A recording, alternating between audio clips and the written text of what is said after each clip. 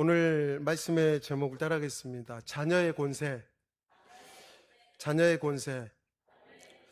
오늘 오후 예배 참석하신 모든 성도님들께 하나님의 은혜와 평강이 가득하길 기도합니다. 오늘 말씀의 제목은 다시 말씀드리지만 자녀의 권세입니다. 우리 한번 옆 사람 인사하겠습니다. 나는 하나님의 자녀입니다. 우리 다시 한번 고백하겠습니다. 당신은 하나님의 자녀입니다. 사실 이 말은 사실 우리의 신앙의 가장 중요한 정체성을 드러내고 있습니다. 이 고백은 단순한 말이 아닙니다. 우리가 하나님의 자녀가 된다는 것은요, 엄청난 겁니다. 특별한 거죠. 근데 우리는 그걸 쉽게 생각할 때가 참 많다는 것입니다. 자기 정체성이나 여러분 잘 아시는 것처럼 자기의 현주소, 나는 누구인가를 알려주는 거죠. 바로 나는 하나님의 자녀입니다 고백했을 때 하나님은 나의 아버지가 되십니다. 이렇게 되는 거죠. 여러분, 깊은 산골짜기에 어떤 할머니가 혼자 한 명의 그 손자를 데리고 외롭게 살고 있었습니다. 그래서 손자가 점점 장성해서 이제 도시로 손자가 떠난 뒤에 할머니는 이제 혼자 계셨어요. 그때 열심히 손자가 일해서 편지와 함께 매일 생활비 수표를 할머니에게 이렇게 보내드렸습니다. 그런데 중요한 것은 이 할머니가 이 수표가 무엇인지 잘 몰랐어요. 그래서 단지 그냥 손자가 자신에게 카드를 보냈다 이런 생각이 들어서 이 카드를 벽에 그냥 붙여놓았어요. 수표를 그냥 벽에 붙여놓았습니다. 시간이 흘러서 나이가 많이 든 할머니는 생활이 어려워졌습니다. 그래서 결국 굶주림에 세상을 떠났습니다. 이 사실을 알게 된 손자가 와서 보니까 벽에 자신이 보낸 수표가 다 붙어 있는 거예요. 이 사실을 보고 얼마나 가슴이 아팠는지 모릅니다. 손자가. 여러분, 할머니가 돈이 없어서 굶어 죽었습니까? 수표가 있는데도, 수표를 가지고 있었는데도 그 수표가 무엇인지 잘 몰랐기 때문에 굶어 돌아가신 거죠. 얼마나 안타깝습니까? 오늘도 우리가 신앙생활하면서 이런 성도들이 너무 많다는 겁니다. 영적으로 이와 같은 사람들이 너무 많아요. 너무 안타까운 사람들이 있습니다. 여러분, 우리가 예수님을 믿을 때 교회를 다닌다고 예수님을 믿는다 할 수 있습니까? 교회를 그냥 다니는 것과 예수님을 믿는 것은 다릅니다. 여러분, 우리가 기도한다고 하지만 세상 사람들도 기도를 많이 해요. 여러분, 이슬람은요, 하루에 3번 메카를 향해서 기도하잖아요. 우리보다 더 많이 기도하고요, 더 금식하고 신앙 종교생활을 우리보다 더 열심으로 합니다. 그들도 기도하는데 여러분, 그냥 교회 다니고 기도하고 그런다고 여러분 예수님 믿는다 할 수가 없어요. 여러분, 분명한 사실은 여러분 하나님의 말씀을 지식으로만 알아도 그 하나님의 말씀의 지식이 믿어지고 깨달아지고 그 말씀이 나의 말씀으로 받아들이지 않으면 아무 능력이 없다는 것입니다. 많은 사람들이 교회는 다닙니다. 기도도 합니다. 그런데 자신이 누구인지 모릅니다. 여러분, 내가 예수 그리스도 안에서 어떤 신분을 가졌느냐는 것은요, 제가 서두에 말씀드렸죠. 자기 정체성이라고. 자기가 누구인가를 확실하게 아는 것이야말로 우리 인생을 살아가는데 여러분, 확실한 인생, 목적을 가지고 살 수 있다는 것이죠. 여러분, 우리 인생 가운데서도요, 목적이 없는 인생들은요, 다 방황하게 돼 있어요. 그래서 세상 사람들은 돈이 목적입니다. 이 돈이라는 신이 만몬이라는 신이잖아요. 이 만몬이라는 신을 쫓아서 이 돈을 많이 가지고 있으면 내가 행복할까? 이 돈을 많이 가지고 있으면 세상에서 인정받을까? 사람들에게 정말 특별한 대접을 받을까? 자신의 가치를 높이기 위해서 얼마나 많은 사람들이 돈에 시간을 투자하고 인생을 투자한지 모릅니다. 그런데 오늘 하나님 말씀은 분명하게 우리에게 말씀하고 있어요. 우리는 예수 그리스도를 믿는 자만이 하나님의 자녀가 될 수 있다는 거예요. 여러분, 하나님의 자녀가 된다는 것은요, 내가 열심히 노력해서 되는 게 아니에요. 열심히 교회에 왔다 갔다 해서도 되는 것이 아닙니다. 예수님을 나의 구주로, 나의 주인으로 인정해야 돼요. 여러분 믿으십니까? 여러분 한번 자신의 가슴에 손을 얹고 나는 과연 예수님을 나의 구주로, 주인으로, 주님으로 믿고 있는지, 내 마음의 중심에 정말 예수님이 나의 주인인지 한번 우리는 곰곰이 자신을 돌아봐야 돼요.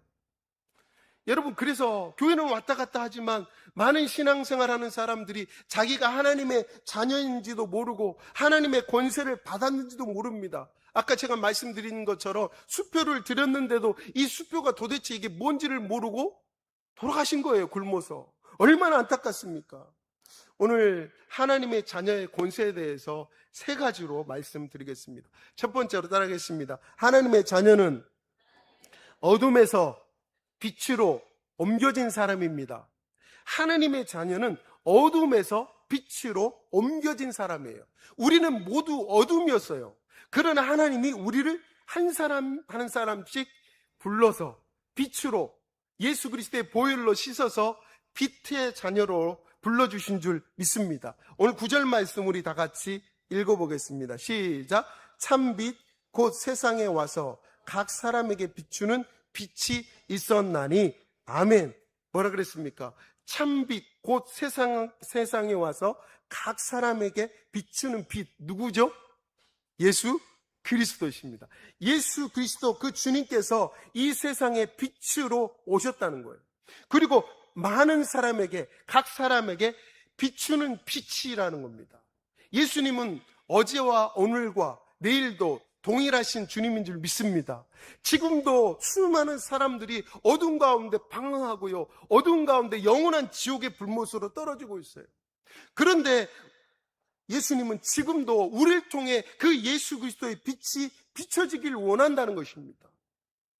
여러분, 우리가 그 빛된 예수님을 전하지 않고 그 빛을 많은 사람들에게 비추지 않는다면 그 사람들은 그 어두움에서 도대체 나올 수 없어요. 가능성이 없어요. 돈 많다고요? 권력이 있다고요? 세상에서 성공했다고요? 아무 소용이 없습니다. 제가 우리 중고등부 설교를 했을 때 구원에 대해서 이야기했어요. 여러분, 돈 많다고 구원 받을 수 있어요? 여러분, 우리가 세상 돈으로 모든 것 다 물질 만능주의에 살다 보니까 모든 것 다 할 수 있다고 생각을 해요. 그러나 가장 소중하고 가장 중요한 것은 돈으로 살 수가 없어요. 우리의 생명 돈으로 살 수 있습니까? 없어요. 구원이요? 돈으로 살 수가 없어요. 제가 그래서 구원이라고 말씀드렸더니 구원이면 뭐 10원이면 살 수 있겠네 이렇게 했더니 별로 썰렁을 했는데 아무튼 여러분, 구원이라는 것은요, 누구의 손에 달려있느냐? 하나님의 손에 달려있어요. 우리가 아무리 노력하고 힘쓰고 애써도 구원은 우리가 뭘 한다 그래서 얻을 수 있는 게 아닙니다. 우리의 노력으로 얻을 수 있는 게 아니에요. 그 구원은 바로 예수님을 통해서, 예수님만이 우리를 구원하실 분인 줄 믿습니다. 여러분, 그래서 이 구원자 예수님께서 참 빛인데 이 빛된 예수님께서 이 땅에 오셨다는 거예요. 이 땅은 어두움 가운데 있다 그랬습니다. 이 참이라는 단어는 알레티노스라는 단어입니다. 이 참이라는 단어는 거짓의 빛이 아니라 진짜 빛, 완전한 빛이라는 뜻입니다. 여러분, 성경에서 어두움을 이야기할 때는요, 단순히 밤을 말하는 게 아닙니다. 성경에서 어두움을 이야기할 때는 무엇을 의미하냐면 죄를 의미하다는 거죠. 바로 하나님을 떠난 상태, 그 사람들은 어둠 위에 거하는 사람들이에요. 그 사람들은 바로 죄인이라는 것입니다. 그래서 이 사람들은 특징은 뭐냐? 따라하겠습니다. 영적으로 죽은 상태입니다. 여러분, 그래서요, 우리 젊은 청년들이 믿지 않는 사람하고 결혼을 하면 어떻게 됩니까? 영적으로 죽은 시체를 결혼하는 거예요. 여러분, 우리 영적으로 예수님 믿음으로 살아났잖아요. 근데 영적으로 죽은 남편을 같이 어떻게 살 수 있어요? 한 몸이 어떻게 될 수 있겠습니까? 전혀 될 수가 없는데, 예수 믿는 사람들, 그래서 멍에를 믿지 않는 사람과 지지 마라 그랬습니다. 여러분, 내가 과연 이런 생각을 하죠. 나를 통해서 난 믿지 않는 남편을 예수 믿게 하리라. 나를 통해서 믿지 않는 한 영을 주께로 인도하리라. 여러분, 자기 생각입니다. 이거는요, 하나님이 허락하지 않으면 그 한 영혼이 구원받을 수가 없어요. 이 구원이라는 것은 자신의 인간의 노력으로, 인간의 어떤 다른 방법으로는 절대 받을 수가 없다고 말씀드렸잖아요. 오직 하나님의 손에 달려있는데 그 영혼이 택한 백성이 아닌다, 그럼 평생의 고통 속에 살 수밖에 없다는 것입니다. 그래서 영적으로 죽은 상태, 이 죽은 사람은요, 여러분 한번 생각해 보십시오. 죽은 사람에게 가서 옆에서 막 욕을 해 보십시오. 발로 막 차보십시오. 때려 보십시오. 반응을 합니까? 안 합니까? 반응을 안 해요. 영적으로 죽은 사람은요, 아무리 하나님의 말씀을 증거해도 영적으로 죽었기 때문에 깨달을 수가 없어요. 저게 된장인지 뭔지 잘 몰라요. 참인지 거짓인지도 분별할 수가 없어요. 그래서 세상 사람들은요, 아무리 좋은 것을 갖다 주고 아무리 좋은 것을 말해줘도 그들은 알 수가 없다는 겁니다. 누구를 통해 알 수 있느냐? 예수 그리스도를 통해서. 그들이 예수님을 구주로 영접하고 예수님을 내 마음속에 모시게 되면 그때 빛 대신 예수님이 순간적으로 그 심령 가운데 샥 들어오십니다. 여러분, 캄캄한 밤에 불을 딱 켜면 어떻게 되죠? 빛이 임하면 어둠이 확 떠나가듯이 그 어둠 가운데 죽었던 그 영혼 예수님의 빛이, 예수님의 그 심령 가운데 쏙 들어오시면 그 영혼은 살아나는 줄 믿습니다. 여러분, 엄청난 하나님의 은혜예요. 그래서 예수님을 참 빛이라 하죠. 그래서 하나님을 떠난 인생들은 모두 어둠 가운데 영적으로 죽은 상태에서 고통 가운데 사는 겁니다. 그들은 그래서 세상의 것을 가지고 쾌락을 쫓죠. 요즘 그래서 마약도 막 고등학교, 중학교, 학교까지 다 퍼졌잖아요. 얼마나 고통스러웠으면 그 고통을 잊고자 마약을 하겠습니까? 우리는 그 한 사람 한 사람을 바라보며 불쌍히 여겨야 돼요. 그들이 얼마나 고통스러웠으면 하지 말아야 될 최후 그런 세상적인 쾌락을, 자기 영과육을 죽이는 그걸 선택했겠습니까? 얼마나 안타까운지 몰라요. 여러분, 사람이 죄 가운데 있다 보면요, 절대로 하나님을 알지 못해요. 어둠 가운데 있고 빛이 없는데 어떻게 앞길을 알고 그가 자신에 대해서 알고 그가 세상에 대해서 올바르게 판단할 수 있을까요? 판단할 수 없어요. 그래서 이 어둠의 악한 사탄은요, 우리 예수 믿지 않은 사람, 특별히 세상 사람들을 어둠 가운데 가둬놓기를 원해요. 그들을 죄로 쇠사슬로 묶어서 아무것도 할 수 없는 세상의 돈에, 세상의 육신의 정욕, 안목의 정욕, 이생의 자랑에 묶여서 세상 것에 다 사로잡아서 세상의 쾌락에 묶어서, 정욕에 묶어서 하나님을 믿지 못하게 만든다는 것입니다. 죄의 쇠사슬을 붙잡아서. 그래서 죄라는 것은요, 사람마다 약한 부분이 다 있잖아요. 사탄은 그 약한 부분을 삐죽고 들어가서 죄의 사슬을 그에게 씌웁니다. 그래서 그 죄에서 벗어나지 못하도록.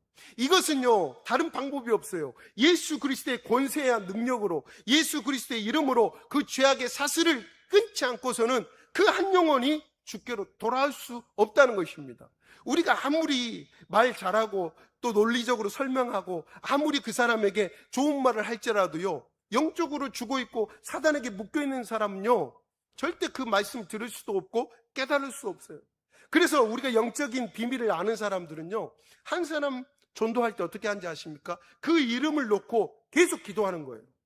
그 영혼을 놓고 그를 사로잡고 있는 죄, 어둠을 예수 그리스도의 이름으로, 그 영혼을 가지고 예수 그리스도의 이름으로 물리치면서 그 한 영혼을 구원해달라고 하나님 앞에 계속 기도해야 되는 거예요. 누가 구원한다고요? 하나님의 역사로 구원받을 수 있기 때문에, 성령의 역사로 한 영혼이 돌아올 수 있기 때문에. 그래서 우리는요, 기도하지 않고 전도한다, 100% 실패입니다. 저도 청년 때 전도 폭발에서 훈련을 받고 둘씩 짝을 지어서 노방 전도를 많이 다녀봤어요. 그래서 가기 전에 우리는 3시간 동안을 그 한 영혼을 가지고 구원받게 해달라고, 오늘 택한 영혼 만나게 해달라고 그렇게 기도해요. 눈물 콧물을 흘리면서 오늘 하나님 그 영혼, 하나님의 알곡 신자 하나님 만나기 원합니다. 그래서 매주 목요일마다 목사님들이 모여서 전도하는 곳이, 제가 경기도 안산에 살 때 용인에서도 하고 지역마다 얘기를 했었어요. 그때 거기 가서 같이 막 기도하고 둘씩 짝을 지어서 나가잖아요. 그러면 한 사람이 복음을 전하면 한 사람은 속으로 계속 기도하는 거예요. 복음 전할 때 하나님 앞에 하나님 이 한 영혼 불쌍히 여기시고 이 영혼 예수 믿게 해주십시오. 계속 속으로 기도하고 한 사람은 이제 복음 전하고. 여러분, 저는 실제로 그 전도 현장에서 한 사람 예수 믿는 것을 제가 실질적으로 경험을 했어요. 한 번도 교회에 나오지 않는 청년이었는데 그때 하나님께서 특별하게 역사하셔서 한 사람에게 복음을 증거했어요. 근데 이 청년이 제가 물어보니까 교회 한 번도 나간 적이 없대요. 처음 복음을 들었대요. 그랬는데 어떻습니까? 예수님을 영접을 하는데 어떻게 영접했냐면요, 그때 제가 청년 때 정말 성령 충만했는지 모르겠지만 길거리 사람들이 다니는 데서 무릎을 꿇고 영접을 시켰어요. 할렐루야. 별로 제가 그걸 2번 그래봤습니다. 제 자랑이 아니라 이 전도는 하나님의 역사로 된다는 거예요. 사람이 잘나서 똑똑해서 뭐가 있어서 되는 게 아니라 전도는 성령님의 역사로 되기 때문에 제가 말씀을 드린 거죠. 그래서 그 청년이 뭐가 아쉬워서 사람들이 다니는 그에서 무릎 꿇고 영접 기도할 수 있을까요? 전혀 할 수 없는 거죠. 그런데 복음을 듣고 자기가 죄인임을 깨달은 거예요. 그리고 예수님을 영접할 때 자기가 죄인인데 무릎 꿇고 영접 기도하게 된 거죠. 그래서 저와 영접 기도를 했어요. 한 2사람 정도 그러고 나서 제가 깨달은 것은 무엇이었냐면, 아, 그렇구나. 세상 사람들은 아직도 우리에게, 그 세상 사람들에게 복음을 전에 듣기 원하는 사람들이 지금도 많이 있구나. 우리 생각으로는 세상 사람들 이제 더 이상 소망 없겠다. 저 사람 내가 보니까 예수 못 믿을 것 같아. 인간적으로 우리가 생각할지 모르지만 하나님의 역사하면요, 깡패도 예수님 믿어요. 제가 간증이 많지만 시간이 없기 때문에 말씀을 못 드리지만, 예전에 그 부산에 있는 깡패 중에 유명한 깡패가 있어요. 그 행동 대장 예수 믿는 그런 사건이 있는데 그 부분은 다음에 시간 될 때 말씀을 드리겠습니다. 어쨌든 중요한 것은 무엇입니까? 여러분, 세상에 빛 대신 예수님이 이 땅에 오셨어요. 그래서 예수님이 자신을 이렇게 말씀하셨어요. 나는 세상의 빛이니 나를 따르는 자는 어둠에 다니지 아니하고 생명의 빛을 얻은다, 이렇게 했어요. 뭐라고요? 예수님은 세상의 빛이라고 말씀하셨죠. 그리고 예수님을 따르는 자는 어두움에 다니지 않는데요. 그리고 생명의 빛을 얻는다고 분명히 말씀하고 있습니다. 여러분, 예수님을 믿는다는 것은요, 단순히 종교를 하나 갖는 것이 아닙니다. 예수님을 믿는다는 것은 어둠에서 빛으로 옮겨진 엄청난 사건인 줄 믿습니다. 사망에서 생명으로 옮겨진 놀라운 은혜의 사건입니다. 여러분, 더 이상 우리는 죄의 종이 아니라 하나님의 자녀가 된 줄 믿습니다. 그래서 골로새서 1장 13절에 이렇게 말씀하고 있죠. 우리 다 같이 읽어보겠습니다. 시작. 그가 우리를 흑암의 권세에서 건져내사 그의 사랑의 아들의 나라로 옮기셨으니 아멘. 그렇습니다. 이것이 바로 구원이라는 것이에요. 바로 하나님께서 흑암의 권세에 있는 나를 건져서 하나님의 사랑의 아들의 나라로, 하나님의 천국으로 옮기셨다는 거예요. 하나님의 백성 삼아 주신 줄 믿습니다. 그래서 우리는 예수 믿기 전에는 다 어둠이었어요. 어둠. 그래서 어떻게 살아야 될지, 이 땅에 뭐 때문에 사는지, 어디로 가야 될지도 몰라요. 그래서 지금 많은 사람들이 방황하고 있잖아요. 방황하는 사람들이 너무도 많다는 것입니다. 에베소 5장 8절에 이렇게 말씀하고 있어요. 우리 다 같이 한번 읽어보겠습니다. 시작. 너희가 전에는 어둠이었더니 이제는 주 안에서 빛이라. 빛의 자녀들처럼 행하라. 할렐루야. 그렇습니다. 이제는 우리는 빛의 자녀예요. 그렇기 때문에 빛의 자녀처럼 그렇게 행동하며 살아야 되는데, 아까 제가 말씀드린 저주의 수표를 가지고 있는데도, 자녀가 됐고 그 권세가 있는데도 그 권세를 사용하지 않으니까 안타까운 인생을 살고 있다는 것입니다. 2번째로 따르겠습니다. 하나님의 자녀가 되는 권세는 예수님을 영접할 때 주어집니다. 여러분, 12절 말씀 우리 다 같이 읽어보겠습니다. 1장 12절 시작. 영접하는 자, 곧 그 이름을 믿는 자들에게는 하나님의 자녀가 되는 권세를 주셨으니 아멘. 여기서 권세라는 단어가 참 중요합니다. 이 권세라는 말은 엑수시아라는 단어를 사용하고 있어요. 이것은 단순히 힘과 능력을 말하는 게 아니에요. 여기서 말하는 권세는 자격, 권리, 권한, 특권을 말합니다. 뭐라고 따르겠습니다. 자격, 권리, 권한, 특권. 그래서 예수 믿는 사람들에게는 하나님께서 하나님의 자녀가 될 수 있는 권리, 자격, 권한, 특권을 주셨다는 거예요. 아멘? 이 사실이 얼마나 중요한지 몰라요. 즉, 자기 자신이 그 사실을 알 때 자기 신앙의 정체성이 나온다는 거예요. 내가 하나님의 빛의 자녀라는 것이 확실해질 때 그의 삶이 달라질 수 있다는 것입니다. 여러분, 그러면 어떻게 우리가 하나님의 자녀가 될 수 있다고요? 12절에 두 가지로 말씀하고 있습니다. 따라가겠습니다. 영접하는 자, 그 이름을 믿는 자. 뭐라고요? 첫 번째는 영접하는 자예요. 그리고 두 번째는 그 이름을 믿는 자입니다. 예수님을 영접한다는 것은 예수님을 지식으로만 아는 게 아닙니다. 바로 예수님을 아까도 말씀드렸지만 나의 구주로 받아들이는 거예요. 나의 주인으로, 나의 주님으로 받아들이는 거예요. 다시 말해서 이런 사람은 예수님이 로드십, 다시 말해서 예수님이 나의 주인이어서 나를 인도하시는 분이라고 생각합니다. 여러분, 그래서 예수님은 지금도 동일하십니다. 나는 죄인입니다. 예수님 내게 와 주셔서 저를 구원하시고 저를 하나님 자녀 삼아 주십시오. 하나님 앞에 내 입술로 마음을 열고 예수님을 영접하고 받아들이면 예수님을 내 마음속에 샥 오신다고 제가 말씀드렸잖아요. 예전에도 제가 잠시 설명을 드렸잖아요. 군생활할 때 믿지 않는 그 강신무가 교회에 왔다가 경험한 내용. 예수님 목사님이 설교하실 때 입에서 빛이 나가고 그 빛을 받아들이는 자마다 그 빛이 임하고 그 마음속에 어둠이 떠나는 현장을 그가 실제로 보고 간증한 거, 가르쳐 준 걸 제가 여러분에게 간증을 드렸습니다. 그래서요, 예수님을 믿는다는 거, 영접하는 사람에게 하나님께서는 약속하셨어요. 하나님의 말씀은 구약과 신약의 약속입니다. 이 커버넌트, 이 약속, 언약의 말씀은요 1.1획도 변함이 없어요. 그래서 여러분 지금도요 유대인들은요 구약만을 믿잖아요. 하나님만을 믿고 예수님을 믿지 않습니다. 그런데도 그들은 그 말씀대로 모세오경을 달달달달 외워요. 성령이 될 때까지. 그래서 그들이 말씀을 외우고 그대로 하니까 어떻게 됩니까? 세계 10%가 유대인들이 다 장악하고 있어요. 엄청난 부자들입니다. 엄청난 권세를 다 누리고 있습니다. 그런데 안타까운 것은 무엇입니까? 예수님을 그들이 안 믿는다는 거예요.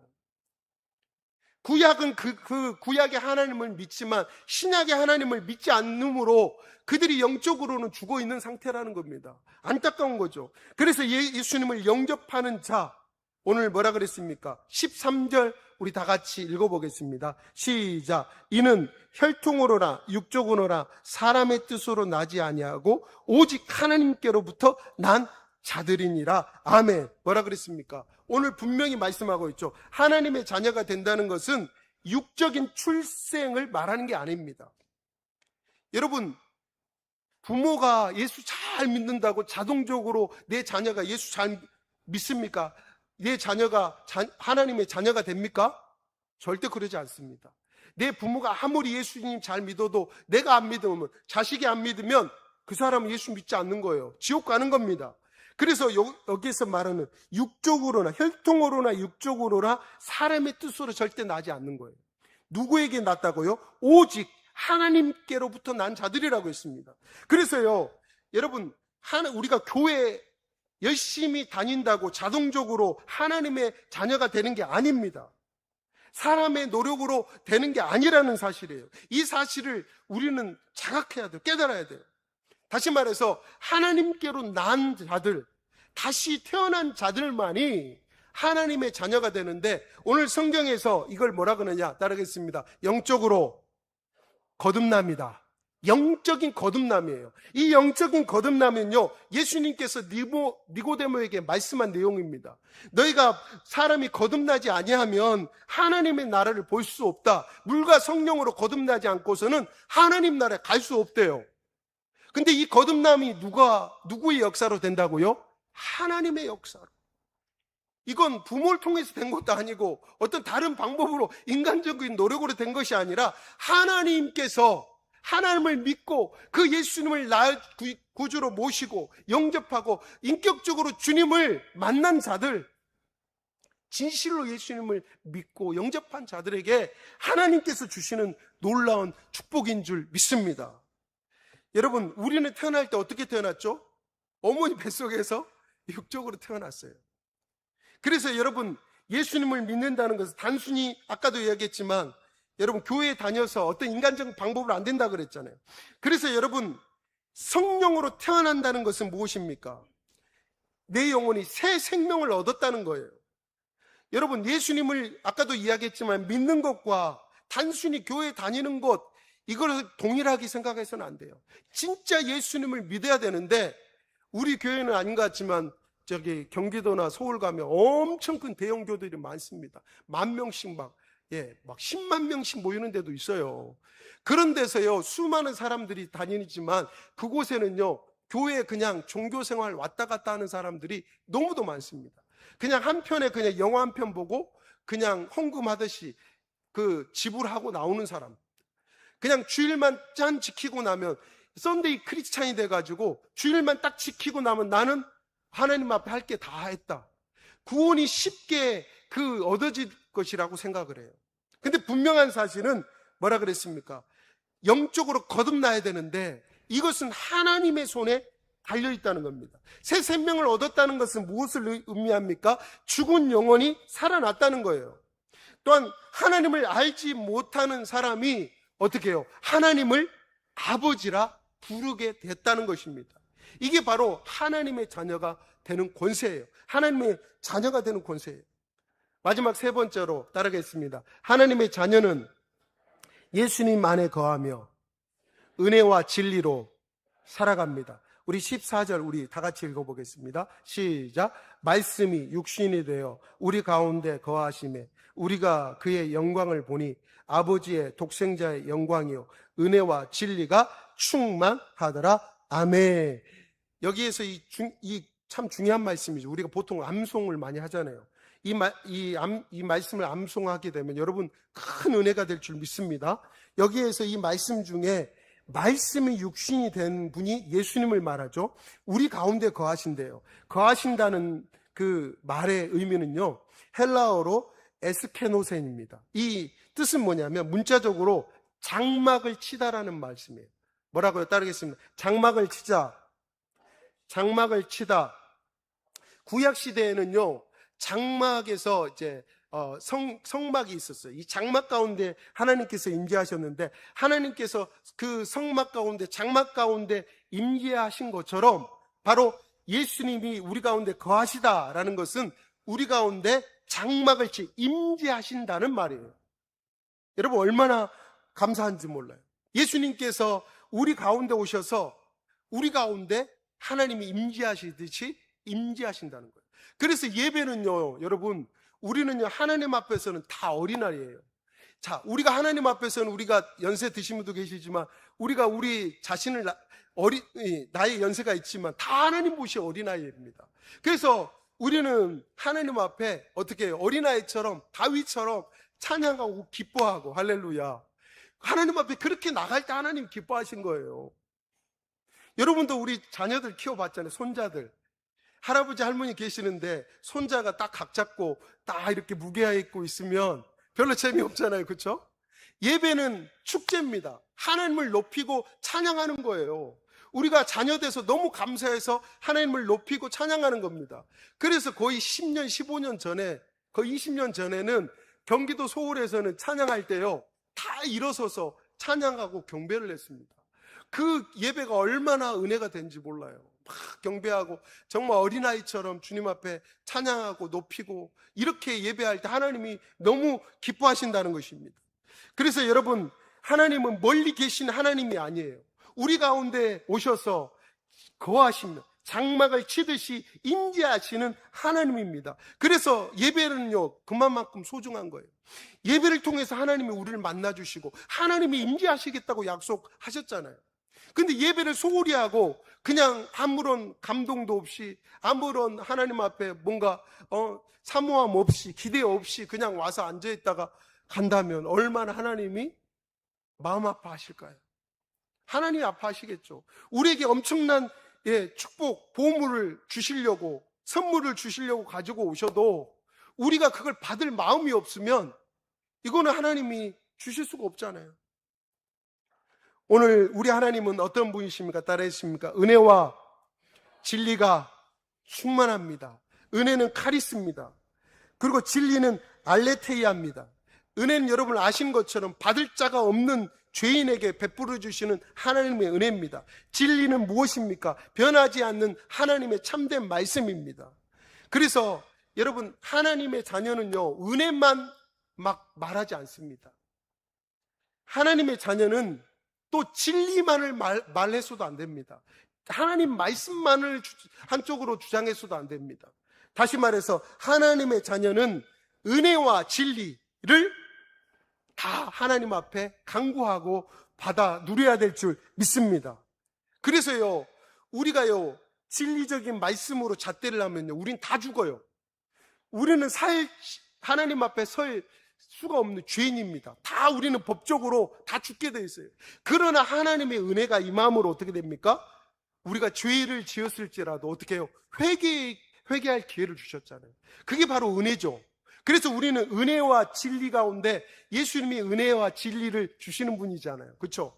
그렇기 때문에 우리는 죄를 지었을 때도 회개할 수 있어요.